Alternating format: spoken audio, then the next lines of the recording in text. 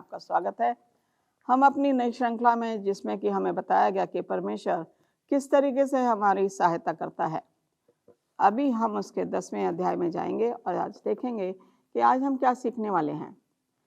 यहाँ पे हम देखेंगे यहोशू की जो फौज है, जो सेना है, याजक है, वाचा का संदूक का भी यहाँ पे प्रयोग किया गया है। किस तरीके से यरीहो शहर की पनाह को जो है, शहर पनाह को गिराया जाता है। आइए प्रार्थना में जाएंगे।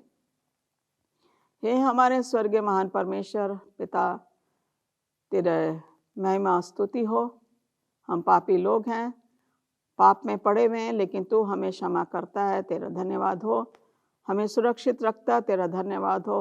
ये परमेश्वर का जो वचन जो हम साझा कर रहे हैं लोगों के साथ, होने दे कि ये संदेश को अपने तक ना रखे परमेश्वर, ये अपने लोगों में, अपने अजीज़ों में इसको साझा करने वाले बने। प्रार्थना करती हूँ पवित्र आत्मा से मुझे भर दे।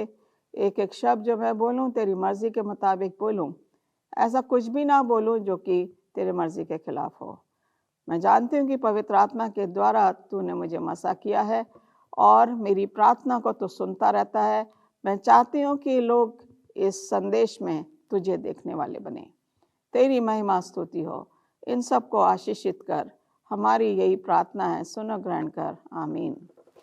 जैसे कि मैंने बोला कि आज का संदेश जो है हमारे लिए बहुत अहम है और हर एक संदेश जो परमेश्वर के वहाँ घर से आता है वो बहुत ज़्यादा मीनिंगफुल हो जाता है।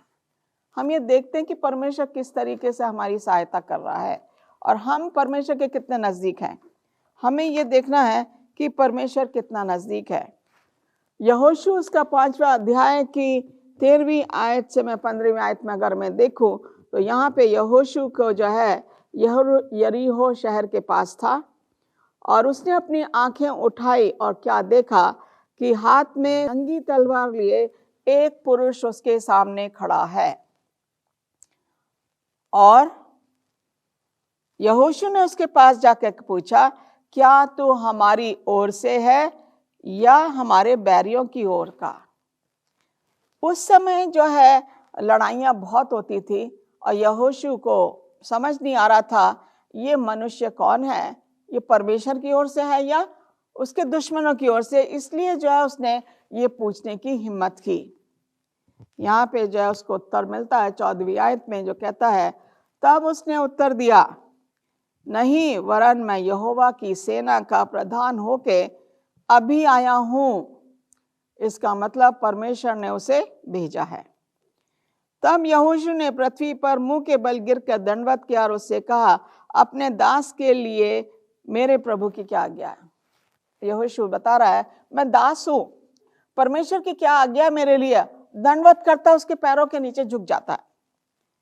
यहोवा की सेना के प्रधान ने यहोशू से कहा, अपनी जूती पांव से उतार, क्योंकि जिस स्थान पे तू खड़ा है वह पवित्र है। तब यहोशू ने वैसा ही किया। हम यहाँ देख रहे हैं कि यहोशू नहीं पहचान पा रहा कि कौन है, और जब उसे पता लगता है कि ये दूत जो है परमेश्वर का है तो उसने कहा, क्या आज्ञा है परमेश्वर की मेरे लिए। और वो कहता है कि तू जहाँ खड़ा है सबसे पहले तो अपनी सैंडल उतार ले, जूती उतार, क्योंकि जहाँ तू खड़ा है वो पवित्र स्थान है। जब मूसा पहाड़ पे जाता और आग को जलते हुए देखता है तो परमेश्वर उससे कहता है, जहां तू खड़ा है वो पवित्र स्थान है, तू अपनी जूती उतार। और मूसा ने वैसे ही आज्ञा का पालन किया। मूसा की मृत्यु के बाद हम देखते हैं यहोशू जो है वो लीडर बना इजराइलाइट का। और यहाँ पे जो है यहोशू के साथ भी वही हुआ जो कि मूसा के साथ हुआ था। यहाँ पे वो कह रहा है परमेश्वर की क्या आज्ञा है। यहोशू यरीहो शहर के पास खड़ा हुआ है, उसे वो परमेश्वर का दूत यरीहो शहर के पास मिलता है। यहोशू बहुत दिनों से ये जो यरीहो शहर था इसको जो है जीतना मांग रहा था, लेकिन परमेश्वर की आज्ञा के बगैर उसका कुछ नहीं हो सकता था। आज वो कह रहा है, परमेश्वर क्या आज्ञा है मेरे लिए। और परमेश्वर जो है ये कहता है, यरीहो शहर को अगर देखा जाए उसकी दीवारें बहुत चौड़ी थी। हम लोग अक्सर जो है चीन की दीवार का वर्णन करते हैं कि चीन की दीवार इतनी चौड़ी है कि 2 रथ उसके ऊपर से आराम से जा सकते हैं। इसी प्रकार उन दिनों में जो शहर की जो शहरपनाह होती थी वो बड़ी मजबूत, बहुत चौड़ी बनाई जाती थी ताकि दुश्मन लोग शहर के अंदर ना आ सके। और इस यरीहो शहर का भी यही हाल था। शाम के समय यरीहो शहर का जो फाटक है वो बंद हो जाता था। इसका मतलब यह है कि अब उस शहर में कोई भी प्रवेश नहीं कर पाएगा। एक बार जब फाटक बंद हो गया तो कोई उसमें नहीं घुस पाएगा। और हम यहाँ देखते हैं कि यरीहो शहर जो है, यहाँ पे परमेश्वर दूसरी आयत में 6 अध्याय के यहोशू के बोलता है, फिर यहोवा ने यहोशू से कहा, सुन, मैं यरीहो को उसके राजा और शूरवीरों समेत तेरे वश में कर देता हूँ। यहोशू यही मांग रहा था कि कब मुझे इस शहर की जो है ऊपर जीत हासिल हो, कब इस शहर की दीवारें तोड़ी जाएं, क्योंकि एक बार अगर शहर की दीवारें टूट जाती है तो शहर के लोग जो है अपने आप को असुरक्षित महसूस करते हैं। शूरवीर जितने भी यरीहो शहर में अंदर हैं, शाम को बंद हो जाते हैं। वो सब के सब मैं तुझे जीत हासिल करवाऊंगा। परमेश्वर जब लड़ाई लड़ता है इंसान के लिए तो जीत हमेशा परमेश्वर के द्वारा, परमेश्वर के लोगों की होती है। यहाँ पे हम देख रहे हैं कि इसलिए तुम जितने योद्धा नगर को घेर लो, उस नगर के चारों ओर एक बार घूम आओ और 6 दिन ऐसा ही करना। परमेश्वर ने आज्ञा दी इन्हें, बोला 8वीं आयत में हम जाएंगे। यहाँ पे बताया गया है, यहोशू ये बातें लोगों से कह चुका। वे 7 याजक जो यहोवा के सामने 7 नरसिंगे लिए थे, नरसिंगे फूंकते हुए चले और यहोवा की वाचा का संदूक उनके पीछे चला। और हथियार बंद पुरुष नरसिंगे फूंकने वाले याजकों के आगे चले और पीछे वाले संदूक के पीछे पीछे चले और याजक नरसिंगे फूंकते हुए चले। इमेजिन कीजिए, सोचिए, सबसे पहले जिनके हाथ में हथियार है, मे बी तलवार है या बर्छी है या कुछ है, वो सबसे आगे थे। नंबर नहीं पता कितने हैं, मगर यह है कि हथियार बंद लोग सबसे आगे थे। उनके पीछे जो है 7 नरसिंगे फूंकने वाले थे। उन्हें नरसिंगे बजाना नहीं है, लेकिन वो नरसिंगे मुंह में लगा के वो वाचा के संदूक के आगे थे। पहला हथियार बंद, दूसरा नरसिंगे फूंकने वाले, उनका नंबर है 7। 7 का नंबर है कंप्लीट।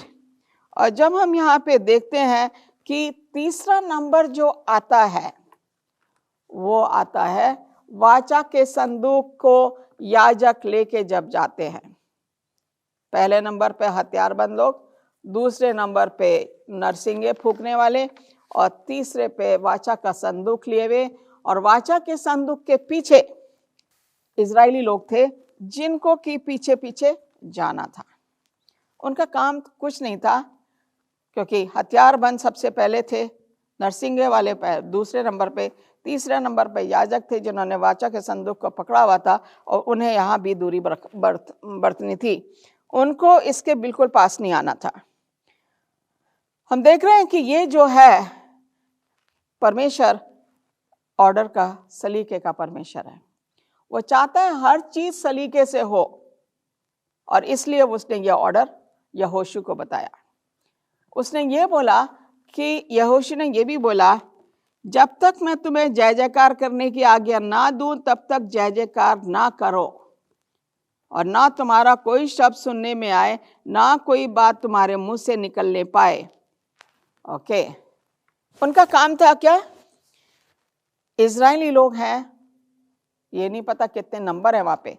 मैं सोचती हर गोत्र से कुछ नंबर होगा जो कि वाचा के संदूक के पीछे थे।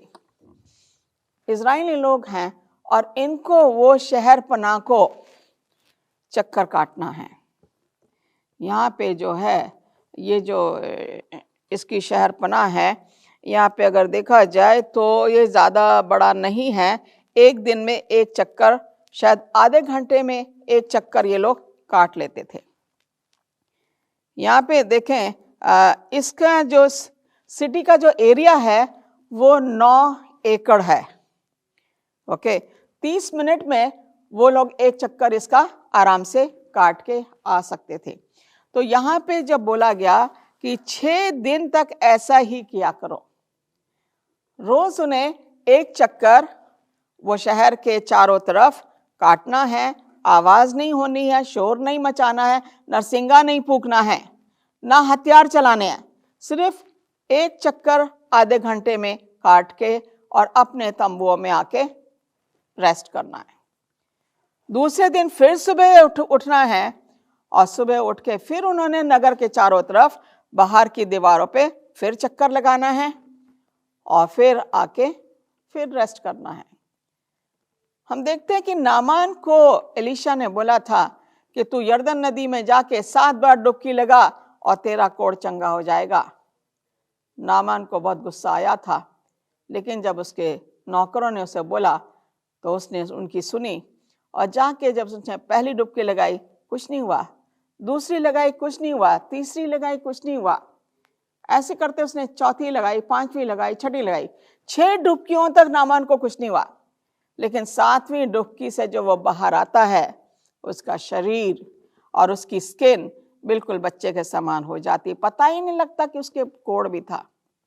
यहाँ पे 6 दिन तक इस्राएलियों को उस यरीहो शहर के बाहर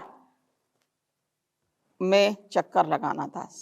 6 दिन तक उनको रोज एक चक्कर लगाना था। जैसे कि मैंने कहा कि 7 नंबर जो है कंप्लीट नंबर है। 7वें दिन उन्हें फिर जल्दी उठना था और जल्दी उठ के जो है उन्हें 7 चक्कर लगाने थे। देख रहे हैं यहाँ पे क्या, तुम नगर के चारों ओर 7 बार घूमना 7वें दिन। अब 7वां दिन है कौन सा? 7वां दिन है सबत का दिन। सबत के दिन उन्हें 7 चक्कर लगाने हैं और दूसरे दिन उन्होंने 1 चक्कर लगाया। परमेश्वर ने 6 दिन में दुनिया की सृष्टि की, 7 दिन में नहीं की। 7वें दिन उसने आराम किया और पवित्र ठहराया सबत का दिन। यहाँ पे 7वें दिन इन्हें 7 चक्कर लगाने थे नगर के। जब वे मेढ़ों के सींगों के नरगिस से देर तक फूंकते रहे, तब सब नरसिंगों का शब्द सुनते ही बड़ी ध्वनि से जय जयकार करें। जब 7वां चक्कर खत्म हो जाए, यहोशू ने कहा जब मैं कहूं तो कि तुम जय जयकार करो, तब नरसिंगे भी फूके जाएंगे और जय जयकार भी होगा और नगर की दीवारें गिर जाएंगी और फिर तुम्हें दीवार के अंदर जाके राजा और जितना कुछ यरीहो शहर में सबको तबाह करना है, सबको मार डाला है, सबको नष्ट कर देना है। और जो वहां पे जो सामान होगा सोने चांदी का, उसको मेरे भवन में लाके रखना। हम यहाँ देख रहे हैं कि इनको 7 दिन तक चक्कर काटना था। 6 दिन तक 1 चक्कर रोज, 7वें दिन 7 चक्कर रोज। यहाँ पे हम देख रहे हैं कि हम सोच रहे हैं कि एक ही दिन में 7 चक्कर क्यों ना कर लें। मैं सोचती हूँ कुछ लोगों के दिमाग में आया होगा, क्यों परमेश्वर हमसे रोज 1 चक्कर काट रहा है और 7वें दिन कर रहा 7 चक्कर काटो, एक ही दिन हम क्यों 7 चक्कर क्यों नहीं काट सकते। लेकिन जो परमेश्वर की आज्ञा है उसका तो पालन उन्हें करना था। जैसे परमेश्वर ने आज्ञा दी, यहोशू ने वो आज्ञा इन लोगों को बताई और उसको उस आज्ञा का पालन करना था। जैसे उन्हें बोला गया था वैसे ही करना था। हम देखते हैं कि उत्पत्ति की पुस्तक से अगर देखें तो पूरी बाइबल में आज्ञा का पालन के बारे में लिखा हुआ है। आज्ञा का पालन मांगना बहुत ज़रूरी है। और यहाँ पे जो है हम देखते हैं कि रोज़ 1 चक्कर काटते और 7वां दिन जब आता है तो वो लोग जो हैं संदूक उठाया उन्होंने। 7 याजकों ने मेढ़ों के सींगों के साथ नरसिंगे लिए। 12वीं आयत में हूँ मैं और आप मेरे साथ, इसमें लिखा हुआ है, यहोवा के संदूक के आगे आगे फूंकते हुए चले, उनके आगे आगे हथियारबंद पुरुष चले और पीछे वाले यहोवा के संदूक के पीछे पीछे चले। याजक नरसिंगे फूंकते चले गए। इस प्रकार वे दूसरे दिन भी एक बार नगर के चारों ओर घूमकर छावनी में लौट आए। नरसिंगे फूके उन्होंने, नरसिंगे उन्होंने लिए थे तो नरसिंगा फूंकना था उन्हें और वापस अपनी छावनी में आना था। अब 15वीं आयत में कह रहे हैं कि वो उठते हैं फिर से और नगर के चारों 7 बार घूम आए। केवल उसी दिन वे 7 बार घूमे और दूसरे दिन नहीं घूमे। तब 7वीं बार जब याजक नरसिंगे फूंकते थे, ओके, तब यहोशू ने लोगों से कहा जय जयकार करो। आज्ञा देता है जय जयकार करो और कहता है क्योंकि यहोवा ने ये नगर तुम्हें दे दिया है। 7वां नरसिंगा फूंकने पे 7वीं बार जब नरसिंगे फूंके जाते हैं और यहोशू कहता है जय जयकार करो, ये नगर परमेश्वर ने तुम्हें दे दिया है, यहाँ पे दे दिया है, और नगर और जो कुछ उसमें है यहोवा के लिए अर्पण की वस्तु ठहरेगी। उसमें राहाब वेश्या और जितने उसके घर में जीवित छोड़े जाए। पूरा शहर जो है तबाह होना है। हम देखते हैं राहाब की कहानी, जब 2 दूत यहाँ पे आते हैं देखने के लिए कि यरीहो शहर कैसा है, कैसे इसकी शहर पनाह है, जो उन्होंने यहाँ से ढूंढा। और इसने राहाब ने उनसे वायदा किया था कि जब तुम इस शहर को बर्बाद करने आओ तो तुम मुझे और मेरे परिवार को बचा लेना। मैंने परमेश्वर के बारे में बहुत कुछ सुना है और मैं परमेश्वर पे विश्वास करती हूँ और मैं नहीं चाहती कि यरीहो शहर के साथ मेरा भी खात्मा हो जाए। और इन दूतों ने राहाब को वायदा किया था कि जब हम इस शहर में आएंगे तो तू एक लाल डोरी अपनी खिड़की से नीचे लटका लेना और जितने तेरे परिवार के लोग हैं उन सबको लेकर आना। हम यहाँ देख रहे हैं यरीहो शहर में वैश्या, जिसको बड़ी नीची नजर से देखा जाता है, अन्य जाति की स्त्री थी, लोगों की सेवा करती थी, सहायता करती, दूतों की भी सहायता कर रही है जो आए थे यहाँ पे, इनकी भी उसने, इनको खाना भी दिया, उनको छुपा के रखा राजा से, फिर इनको वहां से उसने निकलवा भी दिया ताकि वो आराम से अपने इजरायली छावनी में पहुंच जाएं। इन दूतों ने जो वायदा किया यहोशू को वो बताया गया था और यहोशू ने वही आज्ञा दी कि तुम यरीहो शहर का सब कुछ नष्ट करो, जो लूट का सामान है, जो महंगा महंगा सामान है, जो कपड़े हैं, जो सोना, जो चांदी या जो भी प्रेशियस स्टोन्स है, वो यहोवा के भवन में जाएगा। लूट के सामान में से एक भी चीज तुम्हें नहीं लेनी है।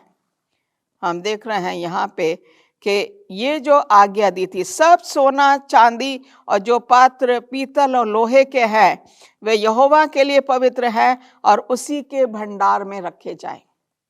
बड़े स्ट्रिक्टली इनको ये आज्ञा दी थी, ये संदेश दिया था यहोशू ने कि अपने लिए इसमें से कुछ भी नहीं लेना है। हम देख रहे हैं 20वीं आयत में, तब लोगों ने जय जयकार किया और याजक नरसिंगे फूंकते रहे, और जब लोगों ने नरसिंगों का शब्द सुना तो बड़ी ध्वनि से उनका जय जयकार किया और शहर पनाह की नींव गिर पड़ी। यहोशू ने बोला था 7वीं बार 7 चक्कर लगाने और नरसिंगे फूके जाएंगे। जब 7वां चक्कर पूरा हो जाएगा और जब मैं कहूंगा कि जय जयकार करो, परमेश्वर अपनी महिमा यहाँ पे करवाना मांग रहा था इन लोगों के द्वारा जो इस दीवार के बाहर चक्कर काट रहे थे। परमेश्वर की महिमा उस राहाब स्त्री ने विश्वास करके उन दूतों से बात करके, उन दूतों को छुपा के राजा से उनकी सेवा करके और उनसे वायदा लिया था। और उन दूतों ने वायदा किया था राहाब से कि हम तुझे बचाएंगे, कंडीशन यह है कि तेरे घर के वहां पे खिड़की से तू लाल डोरी लटका देना। लाल डोरी जाहिर होती है कुर्बानी, परमेश्वर यीशु मसीह का लहू जो कि हम पापियों पे है। वही देख के जो है इनको उस खानदान को बचाना था, राहाब के खानदान को। और यहोशू ने वो बात वो भूला नहीं था जो उसके राजदूतों ने आके बताया था कि राहाब वहां पे है और हमने वायदा किया है कि हम उसको बचाएंगे, उसके घराने को बचाएंगे। वो अन्य जातियों में से है, लोग उसे नीची नजर से देखते हैं, यहोशू ने उसे नीची नज़र से नहीं देखा, वो दूतों ने उसे नीची नज़र से नहीं देखा। यहाँ पे देख रहे हैं कि क्या पुरुष, क्या स्त्री, जवान, बूढ़े, बैल, भेड़, बकरी, गधे और जितने नगर में थे, उन सबों को उन्होंने अर्पण की वस्तु की जानकर तलवार से मार डाला। सब कुछ उन्होंने मार दिया। और फिर हम देख रहे हैं 22वीं आयत में, और जब यहोशू उन दोनों पुरुषों से जो देश का भेद लेने गए थे कहा, अपनी शपथ के अनुसार उस वैश्या के घर में जाकर उसको और जो उसके पास हो उन्हें भी निकाल लाओ। वो दीवार गिर गई तो घर नहीं गिरा, क्योंकि उसने लाल डोरी डाली हुई थी। वो दूतों ने उससे, परमेश्वर से उसने उसको बताया था कि तू लाल डोरी टांगना तो तेरा परिवार बच जाएगा। यहोशू को वो याद था। उसने वो दूत जो कि भेद लेने गए थे उनको बोला, जाओ, अब तुम्हारा काम है, ये शहर की पनाह तो टूट गई, लोग ने अंदर जाके उनको सबको मार दिया, और जो उनका लूट का सामान था, सोना चांदी और जो पात्र थे लोहे के और जो चीजें थी, वो परमेश्वर के भवन के लिए उन्होंने ले ली। उसको परमेश्वर के भवन में रखना था। यहाँ पे कह रहा है कि अब तुम उस स्त्री के घर जाओ, ओके, उस वैश्या के घर में जाके उसको और जो उसके पास हो उन्हें भी निकाल लाओ। अकेली राहब नहीं, राहब ने अपने पूरे परिवार की लिए दुआ मांगी थी। उसने विनती की थी कि मेरा पूरा परिवार बचना चाहिए, क्योंकि उसका विश्वास परमेश्वर में था। और दोनों जवान भेदिए भीतर जाते हैं और जाकर उसके माता पिता, भाई और सब जो वहां रहते थे, उसने जितने भी उसके परिवार के लोग थे सबको बुला के वहां रख लिया उस घर में। जब यहोशू ने उन दोनों भेदियों को बोला तो उन सबको वहां से नीचे निकाल के लाते हैं, कहते हैं, और उसके यहाँ रहते थे उनके सब कुटुंबियों को निकाल लाए और इस्राएल की छावनी से बाहर बैठा। परमेश्वर हमारी ही नहीं, अन्य जातियों की भी सहायता करता है। परमेश्वर महान है। परमेश्वर जो है हमारा मुक्तिदाता है। परमेश्वर के बिना हम अधूरे हैं। परमेश्वर हमारा सहायक है। परमेश्वर अन्य जातियों का भी परमेश्वर है। आइए हम परमेश्वर के प्यार में बने रहें, परमेश्वर के विश्वास में बने रहें, क्योंकि परमेश्वर ने आज्ञा दी है, मुझे पुकारो और मैं तुम्हारे साथ हूँ। परमेश्वर आपको आशीष दे। आमीन।